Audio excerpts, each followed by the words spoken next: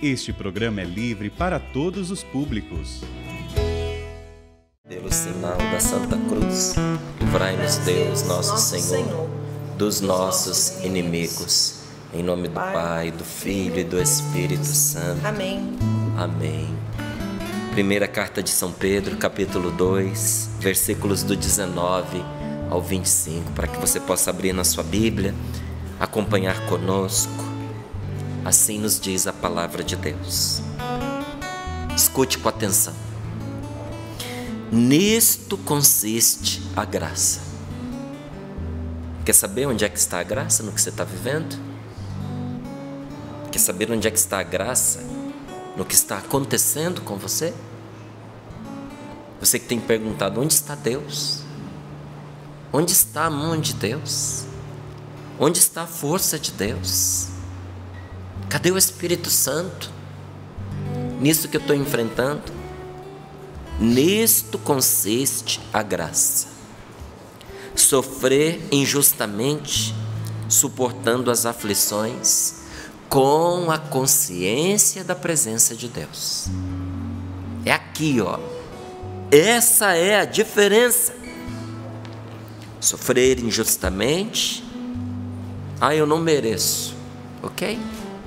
Suportando, aguentando firme as aflições, com a consciência de que Deus está com você, com a consciência da presença de Deus. Veja aqui, ó, mais uma vez a diferença. Pois que merecimento há em fazer o mal e suportar o castigo por isso, porque fez o mal? Entretanto, se fazeis o bem e suportais o sofrimento, isso vos torna agradáveis junto a Deus. De fato, para isto fostes chamado. Pois também Cristo sofreu por vós, deixando-vos um exemplo. Cristo sofreu por vós para dar exemplo, para que sigais os seus passos. Cristo sofreu por vós, deixando-vos um exemplo, para quê? Para que sigais os seus passos, para que sigais esse exemplo. Ele não cometeu pecado algum, mentira nenhuma foi encontrada em sua boca. Quando injuriado, não retribuía as injúrias. Atormentado, não ameaçava. Antes, colocava a sua causa nas mãos daquele que julga com justiça. Carregou nossos pecados em seu próprio corpo sobre a cruz, a fim de que, mortos para os pecados, vivamos para a sua justiça. Por suas feridas fostes curados. Andáveis desgarrados como ovelhas, mas agora vós voltastes ao pastor e protetor de nossas vidas. Volta para Deus. Seja mais de Deus. E permita que o Senhor restitua muito mais do que você perdeu. Andáveis desgarrados como ovelhas, mas agora voltastes para o Senhor, voltastes ao pastor e protetor de vossas vidas. Palavra do Senhor. Graças a Deus. Olha aqui onde está a graça de Deus. A graça consiste em sofrer as injustiças. Você está sofrendo injustiça? Você não merecia isso que fizeram com você. Você não merecia o que ele fez com você. Você não merecia o que ela fez com você. Você não merecia sofrer essa perda. Foi injusto. Traíram a sua confiança. Roubaram o que te pertencia. Passaram você para trás. enganaram você, te dizer uma coisa pela frente, outra coisa pelas costas. Nisto consiste a graça: sofrer as injustiças, suportando as aflições, sem desanimar, sem esmorecer. Aguenta, porque Deus só vai permitir o que você aguenta. Não tenha medo de descambar. Eu não sei, eu vou desmoronar. Deus só vai permitir o que você aguenta. E quando cruzar esse limite, Márcio? Quando entrar na esfera do que eu não aguento mais, Ele mesmo é o seu pastor e o protetor de sua vida. Ele que carregou os seus pecados vai aguentar o fardo que você não aguentar. Mas até chegar lá, como diz o nosso querido Padre Jonas, aguenta firme, meu filho. Aguenta firme, minha filha. Com a consciência da presença de Deus. Com a consciência de que o Senhor vê tudo o que está acontecendo. Com a consciência de que o Senhor é justo. Com a consciência de que o Senhor não falha. Com a consciência de que Deus permite que você viva a sua vida, enfrente as dificuldades, mas está ao seu lado para não te deixar esmorecer, nem ser esmagado pela dor e pelo sofrimento. Você não será esmagado, porque Deus está com você. Acorda, se desperta para a presença de Deus. Aí a palavra de Deus nos pergunta isso, até para aqueles que estão indignados e dizendo: eu não mereço, isso é uma injustiça. Meu irmão, minha irmã, quem de nós não passa por isso? Quem de nós não passa por isso é porque está morto. Se você passa por essas dificuldades, aflições, e enfrenta muitas questões que para você são injustas, significa que você está vivo. E o merecimento está em aguentar, consciente de que estamos na presença de Deus e que Ele é por nós. E pergunta para mim e para você a palavra do Senhor: que merecimento há em fazer o mal e suportar o castigo por isso? Que mérito a pessoa tem de suportar a cadeia, se ela fez por onde entrar lá? Que merecimento ela tem, não é? Que honra há em ela ser punida por um crime que de verdade ela cometeu?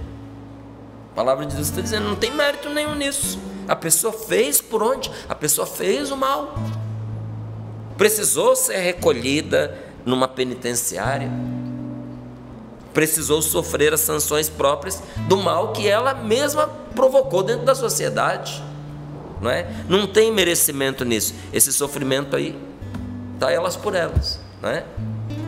Entretanto, se você está fazendo o bem e suportando o sofrimento, enquanto você está fazendo o bem, está sofrendo e não desiste por Deus, isso torna você agradável a Deus.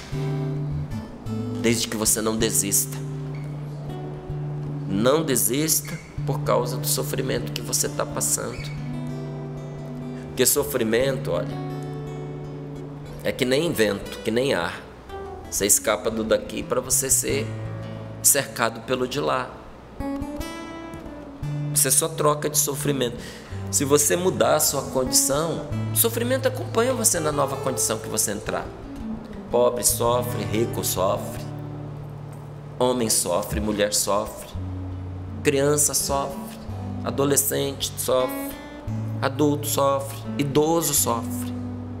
Quem tem saúde tem os sofrimentos próprios de quem tem saúde. Quem está doente tem os sofrimentos próprios de quem está enfermo. Às vezes sofremos por causa de nós, às vezes o sofrimento é por causa de quem amamos. A pessoa se tornou a causa do seu sofrimento. você sofre pela falta de juízo dela, você sofre com a dor dela, mas o sofrimento nos acompanha em tudo que nós vamos viver. Então, se fazeis o bem, suportando o sofrimento, isso vos torna agradável junto a Deus. Agradáveis junto a Deus. Não se trata de buscar sofrimento. Deus não quer que você busque sofrimento. Havia no passado um povo que, entendendo de uma maneira radical e imprópria a palavra de Deus, se feria, se machucava o próprio corpo, como se o corpo fosse culpado pelas decisões que a pessoa tomava. Aí se cortava com chicotes, colocava silício.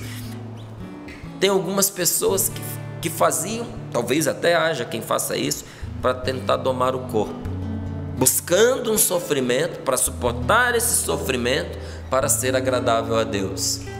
Deus não quer que você tolere sofrimentos que você se cria de propósito. Quando você não suporta os sofrimentos que a vida traz para você. Que adianta a pessoa ficar se cortando, a pessoa ficar colocando silício, a pessoa ficar se batendo com chicote, se qualquer coisa que acontece na vida dela, ela já está berrando, ela já está furiosa, ela está querendo partir para cima dos outros. Não é buscar sofrimento. Você não acha que já tem o bastante na sua vida? Eu não estou querendo mais, nem um pouquinho mais do que os que eu já tenho, tá? O que eu estou pedindo a Deus? A graça de suportar de maneira agradável a Ele aqueles que eu já tenho. Aguenta essa pessoa, aguenta essa situação. Está te faltando força? Pede a graça de Deus, e você vai ver que com a graça de Deus você vence o que sem a graça de Deus facilmente te derrotava. As situações pequenas que, enfrentadas sem a força do Espírito Santo, derrotam a gente. Mas há situações impossíveis de vencer humanamente, que nós as vencemos, e vencemos inclusive com facilidade, se nós as enfrentamos pela força do Espírito Santo, com a sabedoria de Deus, com a coragem de Deus, com a graça de Deus. Você acredita nisso? Faz a experiência. E diz aqui a palavra do Senhor: de fato, para isto fostes chamados, pois também Cristo sofreu por vós. O Senhor, nosso Deus, sofreu por nós, nos deixando um exemplo, para que nós sigamos os seus passos. Ele não cometeu pecado algum, então sofreu injustamente. Mentira nenhuma foi encontrada na sua boca. Ele não fez o que é errado e não falou nenhuma mentira. Agora, olha os passos que eu e você precisamos seguir. Quando injuriado, quando xingado, quando caluniado, quando difamado, ele não retribuía as injúrias. Não xingava de volta. Quando o atormentavam, quando o tiravam do sério, ele não ameaçava. Porque às vezes, quando a gente está no limite, porque alguém nos levou ao limite, a gente não perde a oportunidade de respirar e dizer: espera que o seu está guardado. Hoje sou eu, amanhã é você. Não vou me esquecer do que você está fazendo. Não vou me esquecer de você. Isso é ameaçar. Atormentado, o Senhor não ameaçava. O que ele fazia? Colocava a sua causa nas mãos de Deus, que julga com justiça. É o que você está fazendo. Vou contar uma situação que aconteceu por meio do Sorrindo para a Vida. Há uns bons anos atrás, quando eu digo uns bons anos, uns 15 anos atrás mais ou menos, por aí, ou talvez até um pouquinho mais, havia um senhor que ele se desentendia. Isso é fato, isso aconteceu. Ele e a esposa se desentendiam sempre, e aquelas brigas eram horríveis, ao ponto que ele saturou. Então ele fez um propósito. Ele disse para si mesmo: a próxima vez que essa mulher brigar comigo desse jeito, não tem conversa. eu vou ligar para o advogado e vou mandar dar entrada no papel do divórcio, vou pedir a separação. Não quero mais, não aguento mais.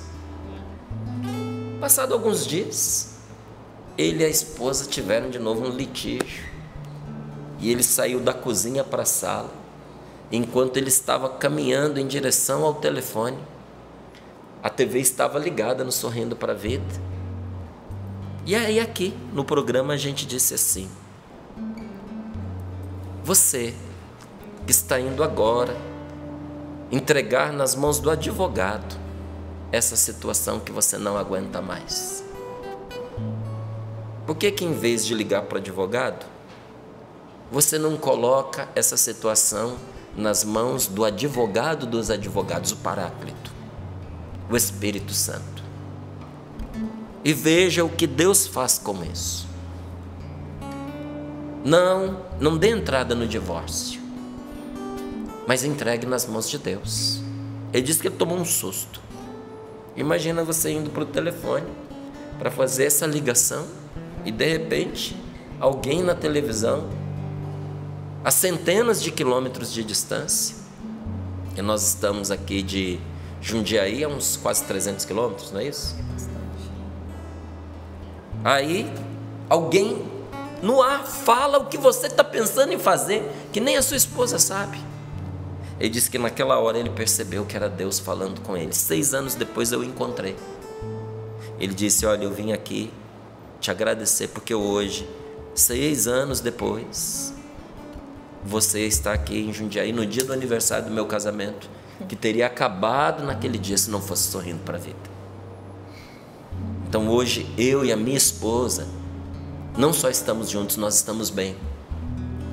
Porque quando eu entreguei nas mãos de Deus, o Espírito Santo pôde me mostrar que não era só minha esposa que estava errada, que eu também precisava mudar. E quando eu fui mudando, a minha esposa foi mudando também. E hoje, nosso casamento não só está de pé, como se tornou um ótimo casamento. Como eu sou feliz ao lado da minha esposa. Como nós nos amamos. E naquele dia, por um triz, não acabaria tudo. Então, meu amigo, vamos fazer como Jesus. Vamos seguir os passos de Jesus, que atormentado não ameaçava. Antes ele colocava a sua causa nas mãos daquele que julga com justiça. Carregou os nossos pecados.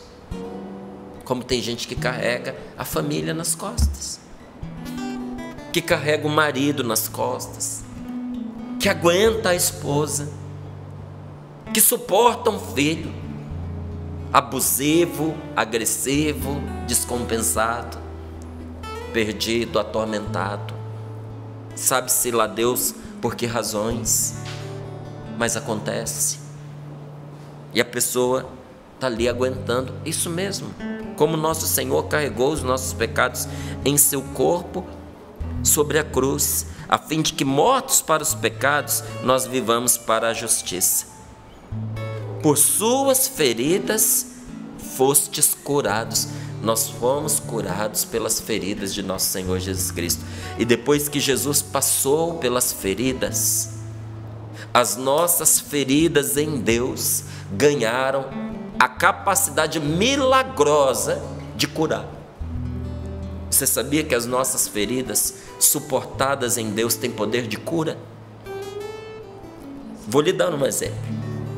Eu estava ali no Paraná, em Cascavel, e um amigo meu me contou que quando jovem, ele afundou nas drogas. O pai era um homem trabalhador, um homem honesto, que o amava muito, e ele tinha uma vida muito boa, esse rapaz que agora é um homem, da minha idade mais ou menos. E ele disse que ele entrou com tudo nas drogas, escondido do pai, e o pai descobriu. E o pai foi ao encontro dele no meio da rua. E quando o pai o encontrou, o pai desabou numa choradeira. E olhando para ele dizia: meu filho, o que é que eu fiz para que você fizesse isso comigo? O que eu fiz para merecer isso, meu filho? E ele me contou que a dor do pai era tão grande, tão sincera, que não havia como ele continuar com as drogas. E as lágrimas daquele pai foram a libertação daquele filho. Graças às chagas de nosso Senhor Jesus Cristo, há feridas em nós que têm poder de cura para nossa casa, para o nosso lar. Quantos maridos voltaram redimidos de um adultério, quando perceberam a dor que causaram na sua esposa, mas não foi simplesmente uma dor, foi uma dor enfrentada na graça de Deus, suportada pela força do Espírito Santo. Porque quando alguém passa por uma situação como essa e quer enfrentar por si próprio, o que faz? Reage com agressividade, com violência, quer punir de volta. Gente, ontem minha esposa ainda falava para mim assim: Márcio, é incompreensível a quantidade de esposas que vivem punindo os maridos. Trabalham no esquema de punição e não percebem que estão semeando um verdadeiro inferno dentro da própria casa. Porque se chateiam facilmente, porque ficam melindradas, porque querem mostrar que foram afetadas, e assim vão punindo o esposo, que acaba reagindo da mesma maneira, e o ressentimento entre eles vai crescendo. Então, quando eu digo do sofrimento enfrentado, não é enfrentado de qualquer jeito, mas enfrentado pela graça de Deus, no poder do Espírito Santo. Tem poder de curar a sua casa, poder de resgatar a sua família, inclusive aqueles que a palavra diz aqui: andáveis desgarrados como ovelhas, mas agora voltastes para o pastor e protetor de vossas vidas. Deus é o protetor da sua vida. Do que você vai ter medo, se o Senhor é quem diz: sou teu protetor? Olha, tudo de bom se conquista seguindo os passos de Jesus. Cristo sofreu por vós, deixando-vos um exemplo para que, marque aí na sua Bíblia, para que sigais seus passos. Não é para que vejais e aplaudais: ei, que lindo que Jesus viveu, tão bonito, tão romântico. Não é para a gente contar uns para os outros simplesmente, nem para ser objeto da nossa pregação. É para a gente seguir. O remédio está em seguir os passos do Senhor. Então eu lhe digo: tudo de bom se conquista assim como pelo sangue, suor e lágrimas. Na sua vida, dificilmente você vai conquistar uma coisa que presta. Esse meu dificilmente aqui eu não lembro de nenhuma, é só para não correr o risco de eu radicalizar, dizer que nenhuma e de repente ter uma. Mas eu não conheço nenhuma coisa que presta, que você alcança na sua vida, sem ser por sangue, suor e lágrimas, ou sendo ou por sangue, ou por suor, ou por lágrimas. Porque é com sangue, suor e lágrimas que nós podemos vencer as ameaças deste mundo. Não é se enfiando embaixo da cama, nem se encolhendo num canto, que você vai vencer as ameaças deste mundo, não. Como? Enfrentamento com sangue, suor e lágrimas, que você vai vencer os medos que assombram você. Do que você tem medo? É do futuro? Das coisas que virão? Da convulsão social que se apresenta para nós? Você tem medo das guerras que estão acontecendo no Oriente e que ameaçam o mundo inteiro? Ameaçam mesmo. E que podem migrar para o Ocidente, e de repente a gente se vê em guerra. Qual é o seu medo? Medo de que tudo acabe? É medo da doença? É medo da morte? É medo de violência, sofrer violência? É medo de assalto? São aqueles medos infantis que você não superou. Do que você tem medo? Porque olha, é também pelo sangue, suor e lágrimas que nós vencemos esses medos, e que nós vencemos também uma outra coisa. Não só essa parte é claramente negativa, mas nós vencemos também as seduções do pecado. e pisamos, calcamos aos nossos pés as ofertas da tentação. O que tem tentado você? Uma coisa que eu aprendi desde o início da minha caminhada com Deus: Deus é criador, o diabo só copia. O diabo não tem criatividade, porque ele não é criador. Por isso as tentações com as quais o diabo nos tenta são sempre as mesmas, porque nós somos os mesmos e ele também é o mesmo. Capeta não muda, e a gente em muito não muda também. Então o que tem tentado você? O de sempre? É o dinheiro? É o sexo? É o poder? Porque tem gente que acha que com dinheiro poderia comprar tudo. Não pode. Tem muita gente que tem dinheiro que acha que sim, mas não pode. Tem gente que o Deus da pessoa é o sexo. Eu até queria ter dinheiro para comprar sexo, porque reduziu a vida a esse prazer. A última vez que o ser humano reduziu o paraíso a um fruto numa árvore, o inferno entrou no mundo. E o inferno entra na vida de uma pessoa quando ela reduz o paraíso, que é a vida que Deus lhe deu, a uma situação, a um fruto, ainda mais um fruto pecaminoso. Não que o sexo seja um fruto pecaminoso. O sexo é um dom de Deus, mas o que muita gente faz com ele se converte em pecado. Ou o que tem tentado você é o poder. Você não pode ver uma pessoa numa escala acima da sua, que você já está se dedicando para tomar o lugar dela, manobrando o que você pode para poder tirar a pessoa do lugar para você ocupar. Ou quando você olha até mesmo às vezes dentro das coisas de Deus, você acha que você não se realiza, que você ainda não brilhou, porque tem alguém brilhando. Oh, decepção, o dia que você conseguir chegar lá. Porque não é assim que as coisas funcionam. Nas coisas de Deus não funcionam assim. O que é que tem tentado você? Porque o demônio sempre tenta a gente. Independente do que seja, eu te digo, é pelo sangue de Cristo.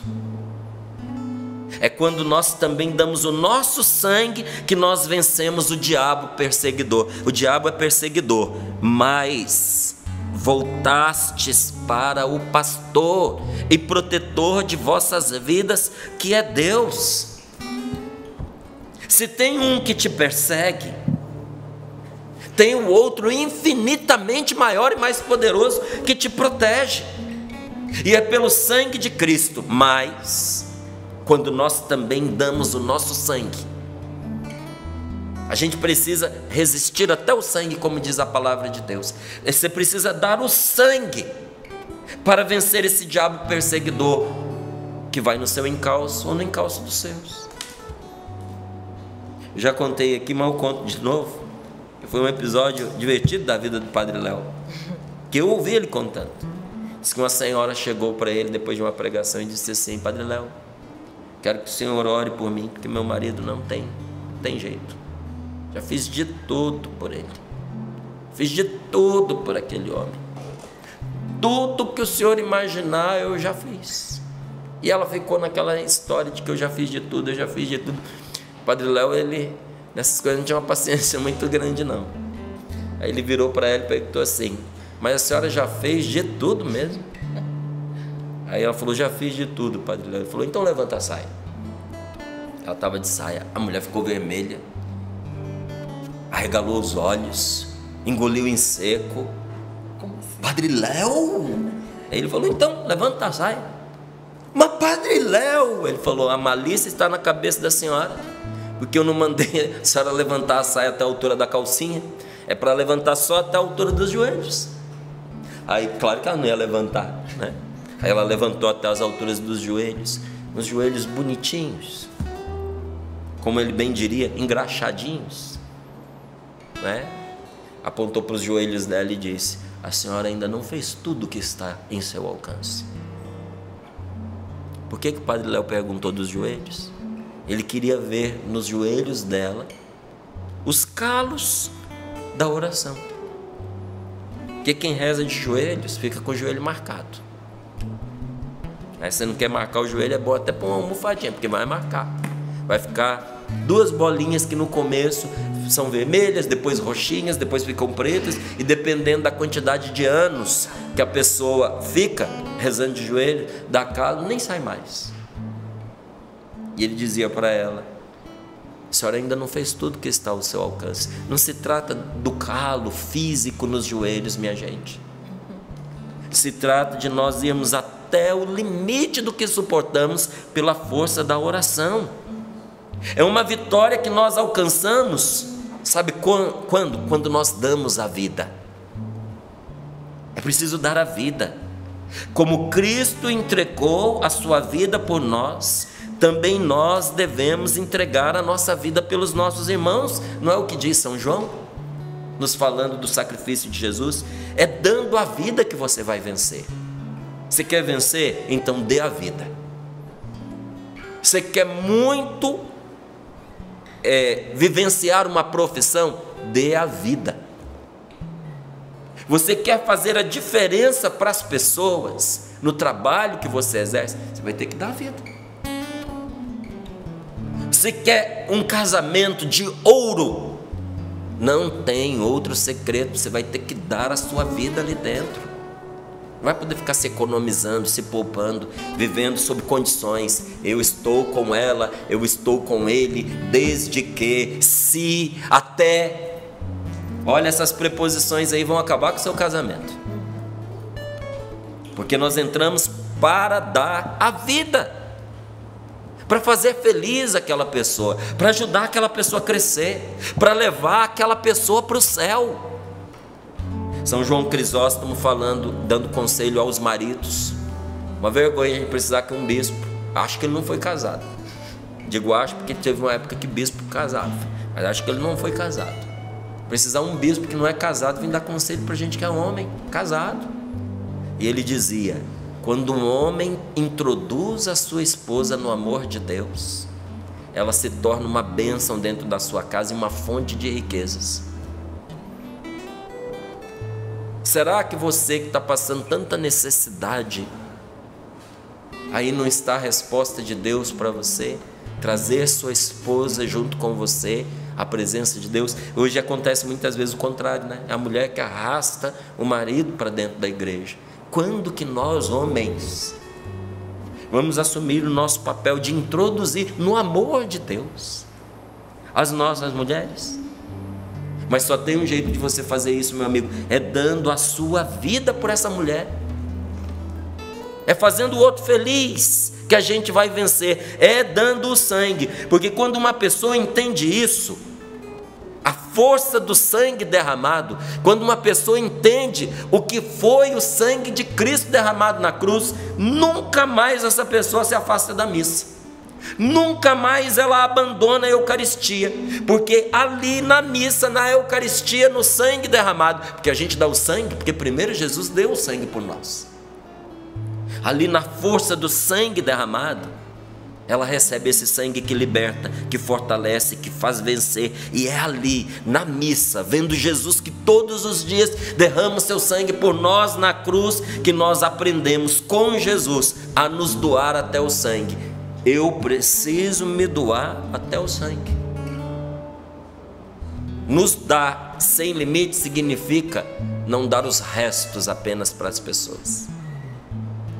Não deixar que a nossa família viva de esmola, a esmola da nossa presença, a esmola do nosso dinheiro. Porque tem gente que faz assim, entra numa família, guarda tudo para si, e de vez em quando fazer alegria, dá uma esmolinha, dá um dinheirinho, dá um tempinho, dá um carinho. Não, não é uma esmola, é a vida. É estar ali para aquelas pessoas. Isso sim é amar a Jesus de verdade em sua vida e imitá-lo em sua morte. Porque Cristo morreu por nós, deixando-nos um exemplo para que sigamos os seus passos. Então, meu irmão, o mesmo comigo e com você. Porque quem de verdade ama Jesus, também imita Jesus. Como é que você vai saber que você ama Jesus? Se você imita Jesus. Não existe maior demonstração de amor a nosso Senhor do que seguir Jesus em tudo, porque Cristo sofreu por nós, deixando-nos o exemplo para seguir suas pegadas. Ou seja, o sofrimento e a morte de Jesus Cristo não aproveita senão para aquelas pessoas que caminham no seu segmento. Então, se eu não sigo Jesus, o sofrimento e a morte de Jesus não aproveita para mim, não me liberta. Porque para isso, para eu receber libertação, força, levantamento, coragem, eu preciso seguir Jesus. Por isso, alguns, ao descobrirem isso, seguiram Jesus até mesmo à custa de derramar o próprio sangue, morreram por causa do Senhor. E olha, mas não só os mártires. Depois que os mártires fizeram esse caminho, não é, dando a vida por nosso Senhor, esse caminho não foi bloqueado. A fonte da qual eles beberam não secou. E por esse caminho vão também aqueles que não derramaram o sangue, mas estão seguindo Jesus, as virgens por causa de Deus. Na Canção Nova nós temos pessoas que decidiram não se casar por causa de Deus. Na Canção Nova pode casar? Pode. Esse indivíduo virou padre? Não, mas ele resolveu ser solteiro para dedicar a sua solteirice ao Senhor e aos irmãos. Há muitas moças na comunidade Canção Nova que fizeram isso. Isso é um caminho de martírio. Isso também, os que se casaram no Senhor. Gente, não foi nenhuma, nem duas, nem 10, nem 100 vezes, foi muito mais. Eu ouvi celibatária e padre dizer: graças a Deus que eu não casei. Não diriam isso se fosse fácil. Então ninguém diga assim que os não casados são mais propícios à santidade. Nada! Melhor ferramenta para santificar uma pessoa é o casamento. Porque o casamento te desinstala constantemente. E aqueles que se casaram no Senhor caminham para a santidade. As viúvas que se consagraram na fidelidade a Deus, os viúvos que se puseram a serviço do Senhor. Então, por isso, nunca desanime de florescer onde Deus te plantou. Nunca desanime, porque você também é parte do jardim do Senhor. E Ele morreu por você, para que você seja santo no seu estado de vida. Não fique pensando assim: se eu não tivesse casado, se eu tivesse ido para o convento, se o meu marido morresse, se a minha esposa morresse para eu servir o Senhor, você teria perdido o jardim no qual o Senhor te pôs. É para você ser santo aí, minha amiga. É para você ser santo aí, meu irmão, com os filhos que Deus te deu. É onde você está, nesta família, com os desafios que você enfrenta, que vale a palavra. Ele quer que todos se salvem e cheguem ao conhecimento da verdade. Conto aqui esse episódio e vamos rezar. Teve um santo, se não me engano, foi Santo Antão, que quando começou, se não me engano, começou uma grande perseguição, fugiu para o deserto. Foi viver como eremita, porque tinha medo de morrer. Fugiu do martírio. Aí um dia perguntaram para ele por que ele vivia assim. Ele disse: porque tendo fugido da coroa do martírio, agora eu tento falsificar, sou um falsificador de coroas. Estou tentando imitar a coroa que eu desprezei, usando um outro material, a penitência. Então, tendo fugido da coroa do martírio, tentava fabricar uma própria, a coroa da penitência. As coroas não são iguais para todo mundo. Há outra maneira de a gente dar a vida pelo Senhor. Talvez a sua seja da penitência. Nem todos são chamados ao martírio sangrento e nem todos correram perigo de morte. Então, como imitar Jesus até o limite? São Paulo responde: sendo ele de condição divina, não se prevaleceu de ser igual a Deus. Que majestade! Mas aniquilou-se e humilhou-se e fez-se semelhante a nós. Você se faz semelhante a essa pessoa que tanto perturba você? Você desce ao nível dela para poder ajudá-la? Jesus fez. Conhecido como homem, que humildade! Cristo, aqui está o segredo. Cristo humilhou-se. Aí você tem onde se apegar. Qual o passo, Márcio? Cristo se humilhou. E se Ele se humilhou, porque eu e você nos enchemos de orgulho. As coisas mais belas são destruídas por causa de orgulho. Não permita que o orgulho destrua a sua casa. Feche seus olhos um pouquinho. Não permita que o orgulho te tire do projeto de Deus. Não permita que o orgulho cancele a sua vocação. Não permita que o orgulho te prive de dedicar a sua vida àquilo que Deus te chamou a fazer. Entenda que todo tempo de humilhação tem um fim. Aqui na Canção Nova, quem nunca desiste sabe bem disso, que todo tempo de humilhação tem um fim. Na Canção Nova, quem de nós nunca foi humilhado? Mas a gente vai ganhando experiência, vai aprendendo. Humilhação tem começo, mas humilhação também tem fim. E terminado aquele tempo de humilhação e derrotada a morte, Cristo subiu ao céu. Quer um segredo? Um conselho? Vamos atrás dele, siga suas pegadas, vai na fé.